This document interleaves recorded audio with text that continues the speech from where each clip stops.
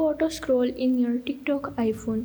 Hey guys, in this quick tutorial I'm going to show you that how you can make your videos auto scroll in your TikTok. So the steps are really easy and simple. So now let's get started. So to get this option you have to make sure that your TikTok app is updated. For that you have to go in your app store and here you have to go in the search and simply search for the TikTok. Now once you're in, you just have to click on it, and if here is the option of the update, you just have to update your TikTok application, and if there is the option you just have to go back and open up your TikTok app.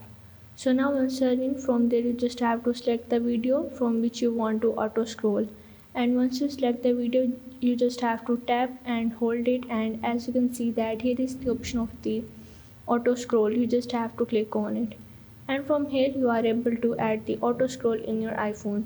But if you want to do this manual scroll you just have to simply click on it, and as you can see that here is the option of the manual scroll. You just have to click on it. So this is how you can get the auto and the manual scroll in your TikTok iPhone. So if this video helped you out, make sure to like and subscribe the channel, and see you in the next video.